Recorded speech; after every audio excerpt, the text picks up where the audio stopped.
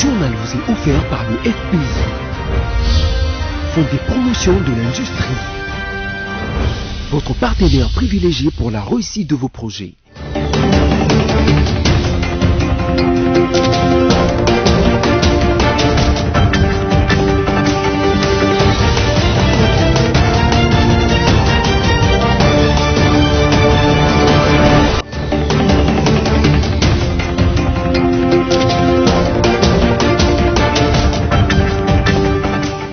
C'est l'heure de vous informer tout de suite les titres de l'actualité de ces journaux. La 76e session ordinaire de l'Assemblée générale des Nations unies a vécu ce mardi à New York. C'était l'occasion pour les chefs d'État du monde d'échanger sur les grandes questions qui préoccupent la planète entre la pandémie de Covid-19. Affaire RAM à Kinshasa, la vente des mégabytes gagne du terrain au détriment de celle de crédit. Se plaignent les tenanciers des cabines téléphonie, selon un constat fait ce mardi. En sport, l'ASV Club de Kinshasa s'est imposé à l'extérieur face à l'AS Dauphin Noir sur un score étriqué de 1-2 ce mardi 21 septembre 2021 à Goma. Après les titres, place au développement, mesdames et messieurs, bienvenue. La 76e session ordinaire de l'Assemblée générale des Nations unies a vécu ce mardi à New York.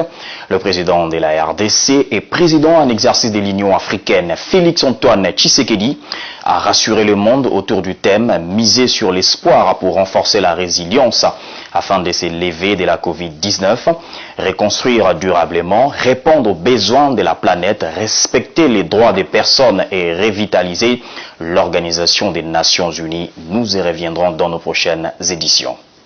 La journée commémorative aux combattantes et combattants de l'Union pour la démocratie et le progrès social UDPS n'est pas passée inaperçu. Le vice-premier ministre de l'Intérieur et Sécurité, Décentralisation et Affaires coutumières, Daniel Asselo, a honoré les vaillants combattants en s'inclinant devant la mémoire de ces martyrs tombés les 19 et 20 septembre 2016 lors d'une attaque sanglante perpétrée au siège de l'UDPS à la 10e rue Le Mété par des hommes non autrement identifiés. Suivez. Le vice-premier ministre, ministre de l'Intérieur, Sécurité, Décentralisation et Affaires coutumières, maître Daniel Asselo, en sa qualité de haut cadre du parti présidentiel, s'est incliné ce lundi 20 septembre 2021 devant la mémoire de martyrs de la démocratie tombés le 19 et le 20 septembre 2016.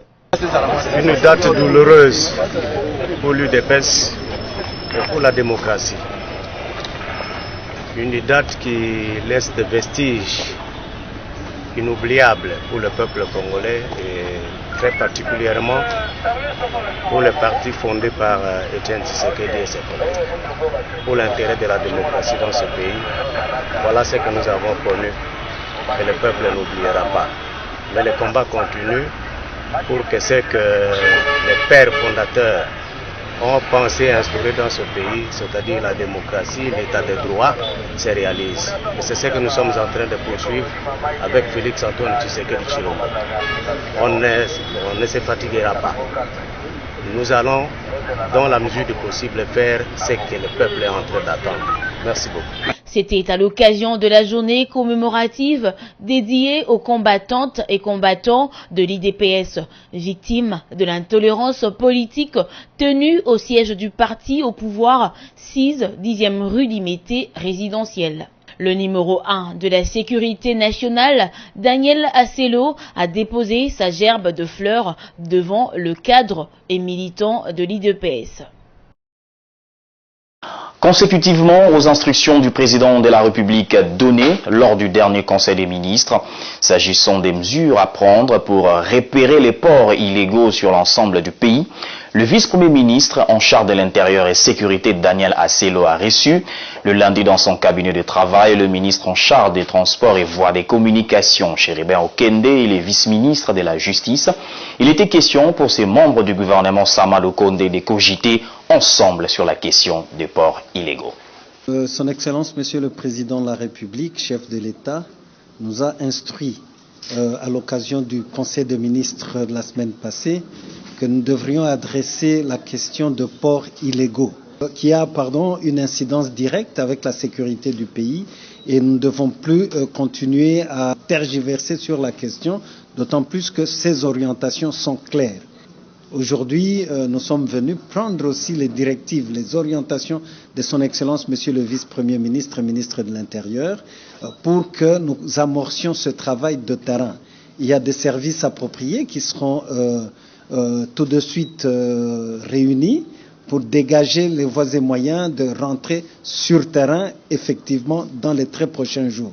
Ainsi donc, après les orientations de son Excellence, Monsieur le Vice-Premier ministre, le Vice-ministre de la Justice et moi-même, et accompagné du Vice-ministre de l'Intérieur, nous allons réunir tous les cadres qui sont concernés dans cet enjeu. Ce sont des instructions très pertinentes que nous venons de recevoir de la part de son Excellence, Monsieur le Vice-Premier ministre, qui est à nous maintenant de nous déployer pour mettre en pratique ces instructions. Il s'agit bel et bien de l'identification de tous les ports qui sont réputés être illégaux, vérifier les éléments de leur illégalité et prendre des mesures qui s'imposent. J'avais dit que sur instruction du président de la République, nous devons également dégager l'incidence sécuritaire parce que l'État, le pouvoir de l'État, l'autorité de l'État doit davantage s'affirmer dans la gestion de la République.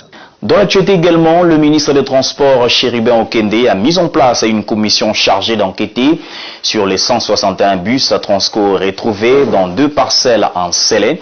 Cette décision fait suite au constat amer lors de la descente le jeudi 16 septembre du ministre et de la nouvelle équipe de Transco dans cette commune. Suivez. Comme promis, après la découverte étonnante du cimetière des bus Transco en Sélé, le ministre des Transports, Voies de Communication et des Désenclavements, Chérubin Okende Senga, a mis en place le lundi 20 septembre 2021 la commission d'enquête sur la gestion du comité suspendu. Composé de 7 membres, dont un de la présidence de la République, un de la primature, 3 du ministère des Transports, 1 du ministère de l'Emploi, 1 de la coordination des changements des mentalités et enfin 1 membre de l'association pour l'accès à la justice à Cage, cette commission aura comme mission d'enquêter sur les faits mis à charge du comité que dirigeait Blackson Bongi. Face à la situation qui a prévalu au sein de cet établissement public, provoquant la grève des agents pour un paiement de 8 mois de salaire, mais aussi la situation des 161 bus cannibalisés en Sélé, Chérubin Okende a rappelé aux membres de la commission la nécessité de faire un travail de qualité. Il faut que nous connaissions qui s'est rendu répréhensible de quel fait et comment on peut arriver à redresser la situation pour que nous ne tombions plus dans les mêmes travers. Je compte énormément sur vous. Énormément. Les uns et les autres, je suis mieux placé pour savoir pourquoi vous êtes dans cette commission. La même idée que je me fonde de l'action sur l'État, je me la donne aussi en ce qui vous concerne. Parce que je crois que vous êtes capable de nous aider à clarifier cette situation pour rétablir les responsabilités et aussi mettre hors d'état de nuire ceux qui n'ont pas cette bonne conscience de pouvoir faire avancer les choses. Mise en place le lundi 20 septembre, la commission sera officiellement installée à Transco ce mardi 21 septembre. Elle devra rendre ses résultats dans un délai raisonnable. Dans un autre sujet, le directeur général intérimaire du Fonds de promotion de l'industrie, Jean-Claude Kalenga, a séjourné du 16 au 19 septembre 2021 à Lubumbashi, dans la province du Haut-Katanga, pour participer à la 5e édition de la conférence nationale sur l'énergie en RDC. Ce grand forum organisé par la Fédération des entreprises du Congo FEC a connu la participation de plusieurs membres du gouvernement, des dirigeants d'entreprises étatiques et privées, ainsi que de plusieurs acteurs intéressés par la problématique de l'énergie en RDC. Regardez. Cette 5e édition de la conférence nationale sur l'énergie en République démocratique du Congo a été marquée par plusieurs interventions à travers des panels. Il n'en ressort que des avancées sur le plan légal et réglementaire dans le secteur de l'électricité ont eu lieu en RDC. À cette occasion, le programme d'investissement prioritaire du gouvernement dans le secteur de l'électricité ainsi que des investissements réalisés du secteur privé ont été présentés. S'inscrivant dans la logique du plan directeur d'industrialisation de la RDC, dans lequel la composante énergétique prend à elle seule plus de 38%, Julien Paluku Kaungia, ministre de l'Industrie, en appelle au gouvernement ainsi qu'à tous les intervenants du secteur énergétique de penser d'abord à la transformation du potentiel que regorge la RDC en véritable richesse. Au niveau du ministère de l'Industrie, nous avons demandé au fonds qui a été créé par le gouvernement, les fonds de promotion de l'industrie, de commencer à s'intéresser au secteur de l'électricité, de financer les opérateurs qui sont dans ce secteur, parce que ce sont des infrastructures industrialisantes. Ici, elle est dotée, qu'en vue de contribuer à la viabilisation de ces différentes zones d'intervention, le Fonds de promotion de l'industrie, FPI, pour sa part, intervient également dans les projets énergétiques au regard des atouts que présente le pays pour la production de l'énergie électrique qui s'avère indispensable pour booster l'industrie locale et contribuer utilement au développement économique du pays. À titre illustratif, on peut citer le projet de réhabilitation, modernisation et extension de la centrale hydroélectrique de Bendera et ses réseaux associés dans la province de Tanganyika, où le FPI a consenti à la SNEL SA un prêt destiné à l'implantation du groupe numéro 3 afin de porter la puissance installée de cette centrale à 25,8 MW. On peut également ajouter le projet de la centrale photovoltaïque de Chipuka au Kasaï oriental. Le FPI est un réel instrument d'appui au programme d'amélioration de l'accès à l'électricité des Congolais, a martelé le directeur général AI, Jean-Claude Kalinga Makonga. Poursuivant sa mission dans cette partie du territoire national, le directeur général AI, Jean-Claude Kalinga Makonga, a visité l'entreprise Mining Engineering Service, SARL. Cette industrie sollicite du FPI un financement pour son projet d'implantation d'une usine de recyclage des huiles usées provenant de l'industrie minière pour la production du fuel oil et des recyclages des mitrailles de cuivre pour la production des barres de cuivre, des capacités respectives de 16 000 litres par jour et 150 barrettes de cuivre de 10 kg par jour. À l'issue de la visite dans les installations de Metz-Sarl, le DGAI du FPI s'est dit satisfait de l'existence de cette entreprise qui emploie une main-d'œuvre congolaise importante. L'entreprise ici concourt aussi à l'assainissement de l'environnement parce qu'on est en train de recycler des produits qui ont été utilisés dans les sociétés minières, on les transforme. Les huiles usées, ce sont des huiles qu'on transforme qui entrent dans le traitement des batteries usées. Ici, nous avons les anodes et les cathodes qui sont des produits très prisés par les sociétés minières. La délégation du FPI, conduite par son directeur général AI, Jean-Claude Kalinga, s'est aussi rendue aux installations de la société Monga Achaïna Kyungo, MAC Sarl, une usine implantée sur la route Kipushi, dans la périphérie de Lubumbashi, afin de s'entretenir avec son équipe dirigeante. Affaire RAM à Kinshasa, je le disais en titre, la vente des mégabytes gagne du terrain au détriment de celle des crédits. Se plaignent des tenanciers des cabines téléphones. Les paisibles citoyens se plaignent de se faire bouffer les crédits après chaque recharge. Les tenanciers des cabines téléphoniques eux-mêmes ne sont pas en reste. Notre équipe a tenté de faire un constat sur ces dossiers. Sur le terrain, ce service est loin de faire l'unanimité au sein de la population congolaise en général et quinoise en particulier. Tout le monde, ou presque, se lamente et conteste cette forme de taxe. Il faut ranger le quoi là-bas, et on fait le quoi que Ram atika makamona et ça la BNT. Faut sinon au marché. Pour le monde de Kénégal, développement téléphone. C'est quoi le téléphone on te donne là. C'est quoi ma crédit tant que on a l'été. La check est dans 2000 fa on y on fait fili. Au moins que crédit na benga na check pour la benga tant que mutu. Après mbongo ya nyongo, na laisse parler Ram aliango. On me dit que ça la peine. Ram wana mutina na ngweza nini? C'est mbongo nso kota na gouvernement to nini? C'est ça kota na gouvernement tika mambwana. Ba informer biso te, malamo Ram biso to mboka. Si remona peut to tiko sala ma téléphone. To zongoli système phonio akale zonga nango. Si les paisibles citoyens se plaignent de se faire bouffer les crédits après chaque recharge, les tenanciers des cabines téléphoniques eux-mêmes ne sont pas en reste. Ces derniers ne cessent de déclarer que depuis l'instauration du RAM, ils ne parviennent plus à réaliser cette recette qu'ils faisaient avant. Motif, plusieurs pertes, dues notamment par la méfiance des clients de s'acheter des crédits de communication au profit des mégabytes. Donc, bah, de toute façon, moi, est moi, je suis 100 unités ou 150 unités, mais vu étant un méga, des autres 4 crédits, comme on a préféré à 50 mégas. Pas bien gagné dans WhatsApp. Donc, crédit, vraiment, vente, il y a crédit, il y a moi, à Au sujet des bénéfices qui se font ces tenanciers des cabines, la vente des crédits et celle des mégabytes ne représentent pas la même chose non plus. Avec les crédits, ils disent gagner très souvent 2 fois plus qu'avec les mégabytes, nous dit un tenancier d'une cabine téléphonique. Bon, vente na biso baby. Vente na biso baby parce que d'autres personnes de zahari libosote. Mutagotia crédit na méga na maramoko. Même ni tu komi, moi au check crédit au tekaka 30% ya crédit au check na tongo. Mais méga ke méga pe ezoke nango. Bien sûr ezoke mais ba jour mususu ndesi moi le tekami na ngote. Ce que lali expire. Et puis ça a des avantages plus qu'avant. Des avantages à mingi par rapport à l'avantage.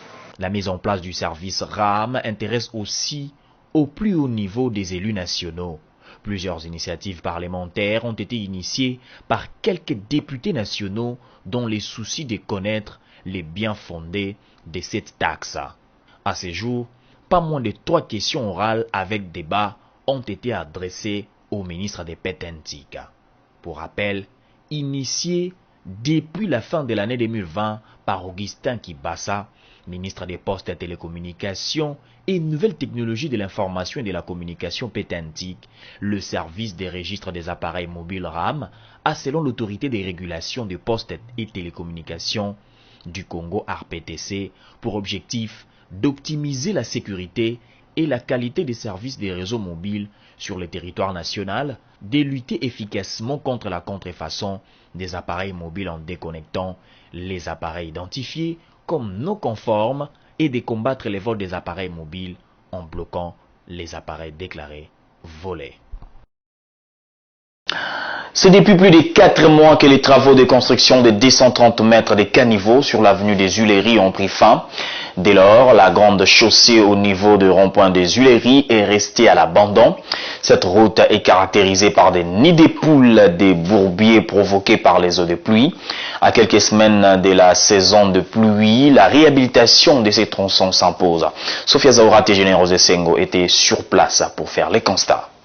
Bien que les populations riveraines de l'avenue des Huileries à Lingwala étaient optimistes quant à la réhabilitation de cette voie, leur espoir tombe à l'eau plusieurs mois après. À part la construction et curage des collecteurs d'eau, l'état de la chaussée est déplorable. Les nids de poules qui s'y trouvent empêchent la fluidité de la circulation des piétons et des véhicules. Avant que le pluie commence, il fallait qu'on finisse les travaux lancés par le chef de l'État avec le gouverneur au début de Kinshasa. Mais ce qui est regrettable, que les gens qui étaient sur le terrain, on les voit plus. On les voit plus, on ne sait pas ce qui se passe. Mais il faut que notre président ouvre les yeux sur ces travaux.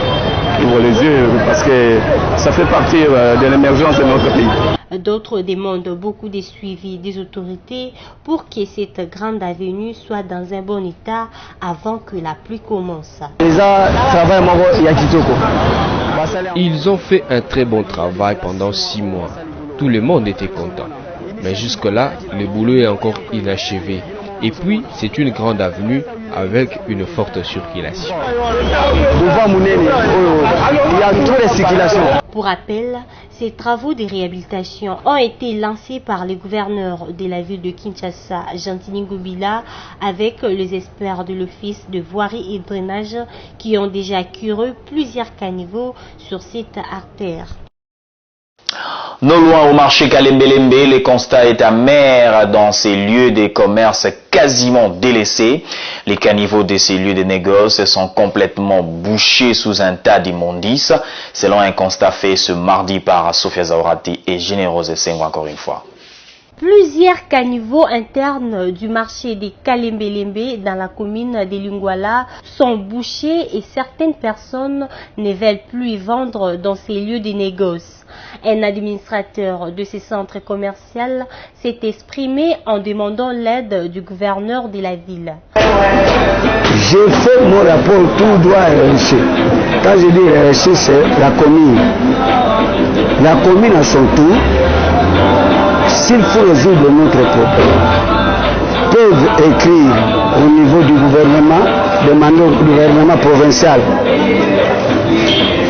Oui, l'idée de son excellence Gentilly Ngobila, bouquet de fleurs, était bonne.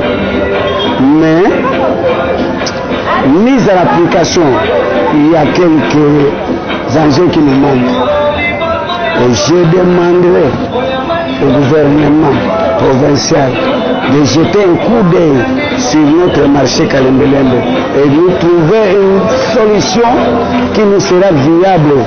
D'autres demandent les passages de l'opération Kinbo Peto dans ces marchés. On ne comprend pas dans cette ville. Ce marché est vide suite à l'insalubrité. Les gens ne veulent plus vendre ici. Moi, je demanderai au gouverneur de faire passer l'opération Kinbo Peto dans ces lieux de négoce parce que c'est à cet endroit que nous travaillons. Oui, on sait.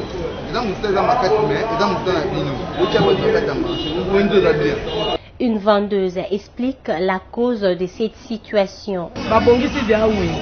On avait déjà réhabilité ces marchés, mais les gens ne veulent plus vendre ici à cause de ces eaux usées. Et ça provient de l'hôpital pédiatrique de Kalembelembe. Et s'il faut curer, il faut commencer par là. Regardez, il n'a pas encore plu. Alors, les jours où il va pleuvoir, ça sera comment? On va parler sport dans ce journal. L'ASV Club de Kinshasa s'est imposé à l'extérieur face à l'AS Dauphin Noir sur un score étriqué de 1-2 ce mardi 21 septembre à Goma. C'était un match décalé comptant pour la deuxième journée de la 27e édition de la Ligue nationale de football Vodacom Ligue 1. La rencontre s'est jouée au stade de l'unité de Goma, chef-lieu du Nord Kivu. Une victoire importante pour le premier match en championnat du nouvel entraîneur Dominique Siwansi, qui a malgré tout vu son équipe être menée au score. Coach, c'était un match très difficile et compliqué parce qu'ils nous ont donné pas mal de fil à retordre, il faut le reconnaître. C'est une équipe qui n'a jamais fermé le jeu, qui a toujours joué. Nous on a essayé de jouer un peu différemment que d'habitude. Voilà, c'était très difficile, on a essayé de mener. Et puis après, vous savez, un match comme celui-ci, ça se gagne sur un détail. On a eu le détail qu'il a fallu en fin de match pour marquer. Comment vous comptez affronter l'équipe d'étoiles d'Ikivu? Ça, on va voir chaque chose à son temps. D'abord, on va, je dirais, savourer cette victoire qui était difficile. Mais vous savez que le contre Goma, c'est toujours très difficile, parce qu'il y a toujours des scores étriqués. Bon, c'est une équipe qui joue à fond, qui ne ferme jamais le jeu. Donc c'est vrai que même s'il y a une défaite, moi je félicite le coach par rapport au jeu qui a été rendu aujourd'hui. Nous aussi, nous sommes dans la construction. Donc on va petit à petit, comme peut-être toutes les équipes en ce moment, s'améliorer pour arriver à notre jeu et être le plus performant possible jusqu'à la fin de la saison. Vous le connaissez? Goma, il ne faut pas nous estimer. Moi je l'avais dit avant le match, même si l'an dernier ils ont eu des difficultés, c'est une équipe qui a été très difficile à contourner, à jouer. Et bon, après voilà, c'était un match difficile. Vous savez qu'un match de football, surtout les premières rencontres, comme vient de le dire le coach, c'est très difficile parce que ça détermine aussi le passage et la confiance des joueurs. Mais après, bon, il y a un second match, il y en a un troisième, et au fil de la saison, ça va s'accumuler, comme le coach d'ailleurs. Donc voilà, on part nous avec une victoire, mais bon, je pense qu'on se retrouvera bien. Ne nous quittez pas, la revue de presse, c'est dans un instant.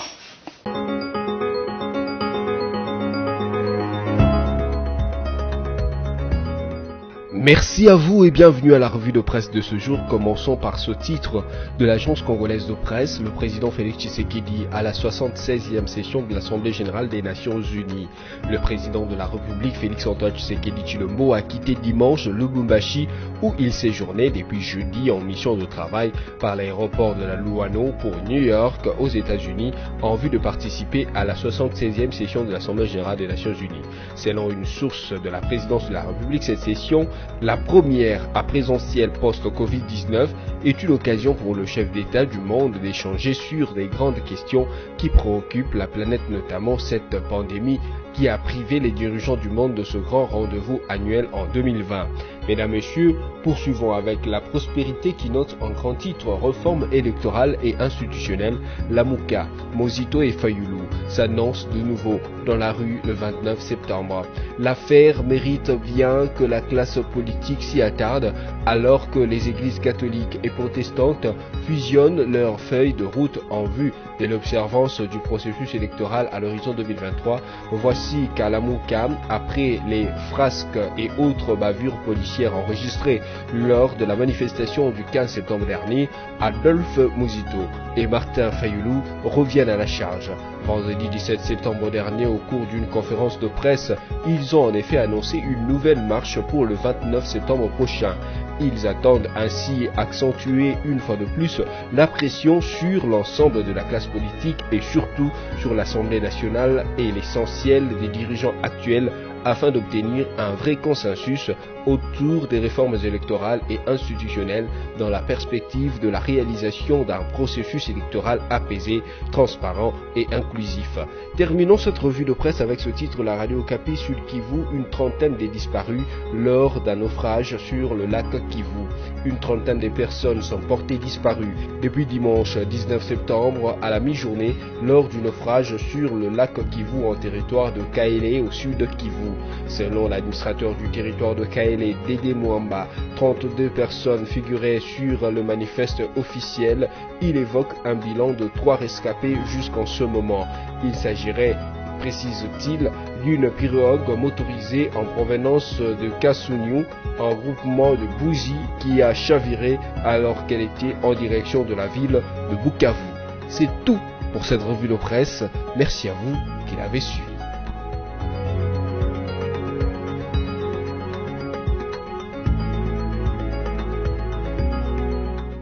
Voilà, si vous nous avez pris en cours de diffusion, voici l'essentiel à retenir.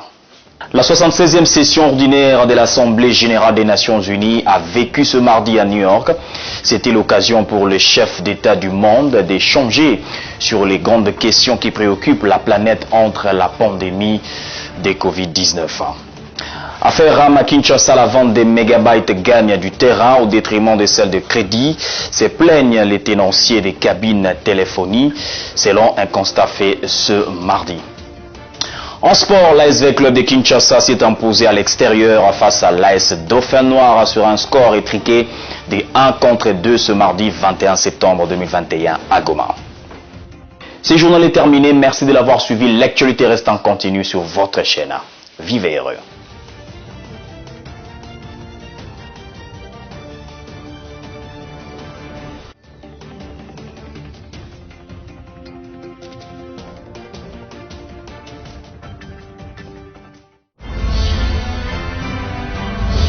Ce journal vous a été offert par le FPI, Fonds des promotions de l'industrie, votre partenaire privilégié pour la réussite de vos projets.